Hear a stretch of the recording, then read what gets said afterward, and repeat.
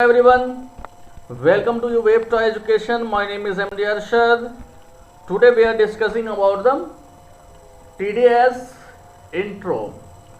TDS introduction में मैं आपको ये बताना चाहता हूँ कि TDS क्या है और इनका इस्तेमाल कहाँ होता है और ये कैसे TDS को डिडक्ट करेंगे, किस पर्पज़ से ये TDS कटता है और ये कैसे कटता है। तो फिलहाल ये इस थ्योरी में मैं आपको ये बताने जा रहा हूँ कि TDS कहाँ कहाँ यूज़ होता है और किस पर्पज़ से, किस तरह से ये यूज़ किया जाता है, इसका डिडक्टी और डिडक्टर कौन होता है और ये टैक्स कैसे कटता है। फिर इससे नेक्स्ट वीडियो में मैं प्रैक्टिकल आपको बताऊँगा। तो यहाँ पे टैक्सेशन इन इंडिया जो है, इसमें मैंने दो तरह के टैक्स कैटेगरीज बनाया है, डायरेक्ट टैक्स और इनडायरेक्ट टैक्स। जैसा कि आप स्क्रीन पे अभी आप देख रहे हैं, डायरेक्ट टैक्स में वो आता है जैसे हमारा इनकम टैक्स हो गया, हमारे इनकम के ऊपर डिपेंड करता है। उसके बाद वेल्थ टैक्स, उसके बाद प्रॉपर्टी टैक्स, कॉर्पोरेट टैक्स और भी बहुत सारे हैं जो मैं इसमें मेंशन नहीं करा। जो ये मैंने 3-4 सिर्फ इम्पोर्टेंट था इसलिए मैंने ये डाला है। उसके बाद दूसरा है इनडायरेक्ट टैक्स। इनडायरेक्ट टैक्स वो जैसे सर्विस टैक्स हो गया, मार्केट टैक्स हो गया, कस्टम टैक्स हो गया, एक्साइज टैक्स हो गया, एंटरटेनमेंट, ये सारे ये इनडायरेक्ट टैक्स है। उसके बाद नेक्स्ट हम देखते हैं, नेक्स्ट जो है हमारा वो है मैं आपको बता दूं, हाँ नेक्स्ट हमारा है यहाँ पे TDS stands for tax deduct at source. जो है ये किस केस में, जैसे in case of specific incomes tax is deducted at source, वो आपके सोर्स के ऊपर डिपेंड करता है, विच मीन्स द टाइम। और टाइम क्या होगा, and place where income was the generated, इसको आप किस तरह से जनरेट करेंगे। TDS is the deducted by the payer, और वो TDS जो डिडक्टेड होगा वो किस तरह से इसको पे करेगा। At the prescribed rate at the time of actual of payment of income to the, और वो आपके रेट जो है, जो TDS का रेट होता है, वो टाइम के अकॉर्डिंग आपका जो पेमेंट होगा उसके हिसाब से आपकी जो इनकम होगी वो आपको पे करना पड़ेगा। और पे इज द रिसीवर, उसके बाद आपको पे जब हो जाएगा उसके बाद एक आपको स्लिप या कोई ना कोई प्रूफ दिया जाएगा। देन नेक्स्ट पेज हम देखते हैं, यहाँ है डायरेक्ट इनडायरेक्ट टैक्स में all the taxes are the applicable axis, यानी कि सभी तरह के टैक्स आपको इसमें all the taxes are applicable में बताया जा रहा है। जो एसिस जो होता है उसको पे करना ही पड़ना है। जैसे person who is liable to pay tax during the year, वो आपके ईयर के ऊपर डिपेंड करता है कि आप किस जो टैक्स जो TDS दे रहे हैं उसे पे करना होगा। Here person me the categories under, यहाँ पे वो व्यक्ति होता है जो कौन इस टैक्स को दे सकता है। जैसे इंडिविजुअल है, हिंदू इंडिविजुअल फैमिली है, पार्टनरशिप एंड फॉर्म है, कंपनी है, एसोसिएशन ऑफ पर्सन है, आर्टिफिशियल जुडिशियल पर्सन है, लोकल अथॉरिटी है, यानी कि ये सारे पर्सन वो है जो ये TDS पे करेगा। देन नेक्स्ट देखते हैं, हमारा नेक्स्ट में है ये फाइनेंशियल ईयर। फाइनेंशियल ईयर जो है ये आप जानते ही हैं, start first day of April and ends day 31 March. Assessment year भी same, assessment year is the financial year in which the tax the paid, it is the financial coming on first day of April next to following the previous year. 1 April से शुरू होता है, ये भी same उसी तरह से है जो फाइनेंशियल ईयर से होता है। जो प्रीवियस ईयर आपका, जैसे यहाँ पे कह रहा है जो पिछले साल जो चला गया, नेक्स्ट या फिर आने वाला है, जो फाइनेंशियल ईयर की तरह होता है, जब वो जाता है फिर ये शुरू हो जाता है। इस तरह से एक तरह से मान सकते हैं। फिर यहाँ पे कैलेंडर ईयर, कैलेंडर ईयर में क्या कह रहा है, calendar year is the year which the start for first day of the January, 1 जनवरी को ये शुरू होता है एंड 31 मार्च को फिनिश हो जाता है, ये होता है कैलेंडर ईयर। और प्रीवियस ईयर हमारा previous year is the financial year in which the income is the अर्नेड in which ends of 31 मार्च। ये सेम उसी तरह से प्रोसेस होता है सेम, लेकिन ये आगे अगले पिछले साल का ध्यान रखते हुए इसको किया जाता है। Every year incomes earned during the previous year is the taxes taxed and excise the separately. इसमें टैक्स को सेपरेटली किया जाता है, बस इतना याद रखना। Applicable of TDS tax deduct at source. यहाँ पे डिडक्टर एम्प्लॉई, यहाँ पे डिडक्टर एम्प्लॉई जो है वो किस तरह का? डिडक्टर एम्प्लॉई जो काम कराने वाला, एक तरह से मालिक। Is a person responsible for the tax deduction at source specified type of payment made by him. Deductor वो हो, जैसे मान लीजिए जो आपका सारा टैक्स फील करता हो, अब वो समझेगा कि किस तरह का ये टैक्स है, कौन सी मोड में जाएगा, किस तरह से इसको हमें गवर्नमेंट को पे करना है।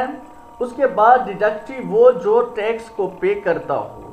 Deductee employ is the person who is the tax the deducted, वो उसे डिडक्टेड को देगा। Call it the other words the deductee is the tax payer. Tax payer जो होता है वो डिडक्टी होता है, टैक्स कलेक्टर जो होता है वो डिडक्टर होता है, बस इतना याद रखना है, लेने वाला और देने वाला। Various the payment on which the tax to be deductee.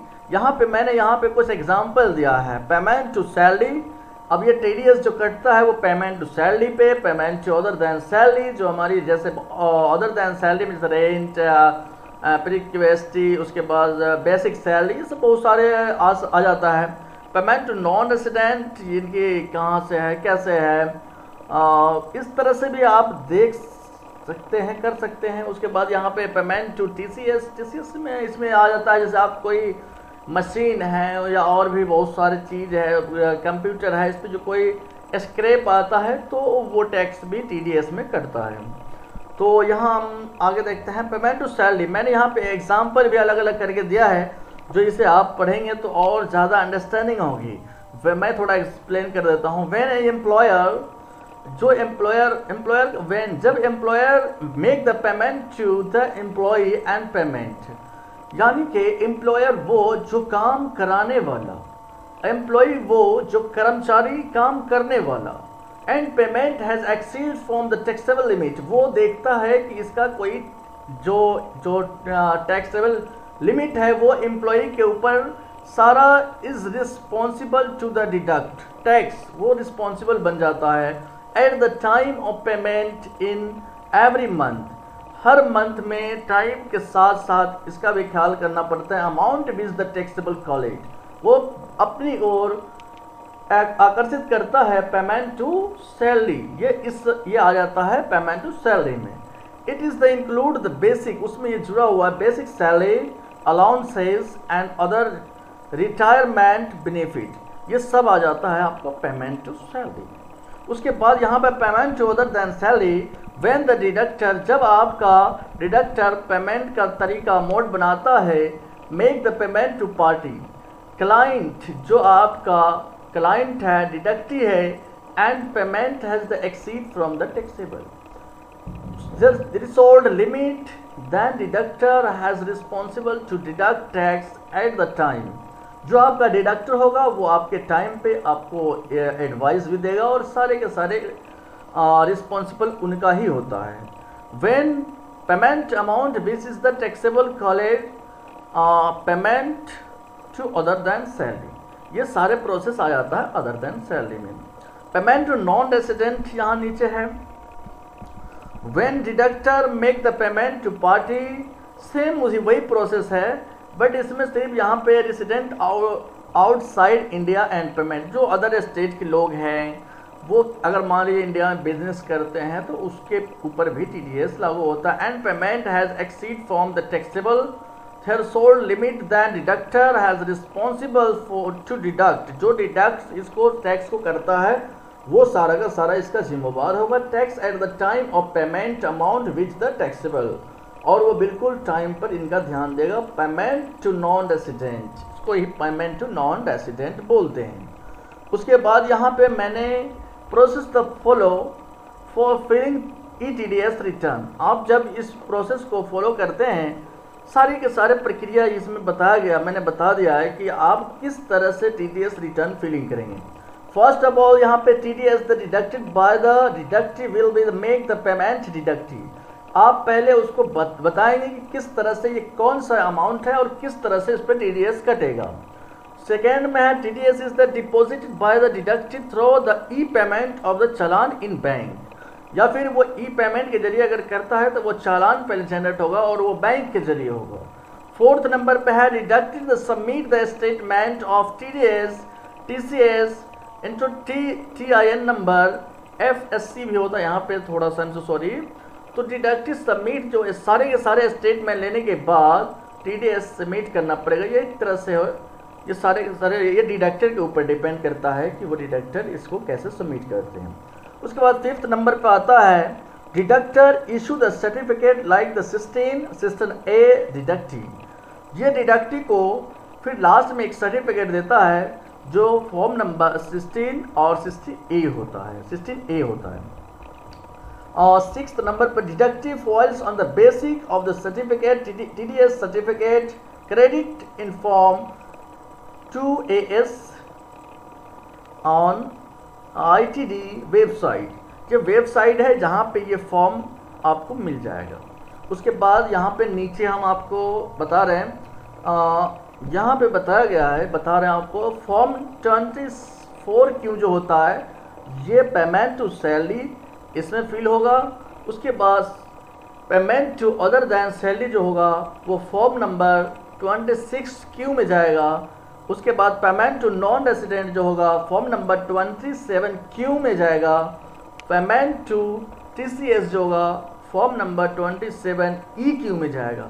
तो यहाँ पे आप देख सकते हैं कि जिस तरह के आपकी जो TDS अमाउंट होगा तो उस तरह के फॉर्म में इसको ये फिल किया जाएगा, ना कि आप चाहे तो पेमेंट टू TCS है और आप फिल कर रहे हैं पेमेंट टू सैलरी में, ये सारे के सारे रिजेक्ट कर दिए जाएंगे।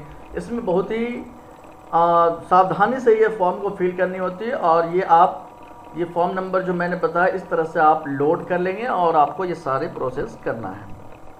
उसके बाद यहाँ पे मैंने एग्जांपल दिया है, अब इसको फिल तो करोगे लेकिन कैसे करोगे।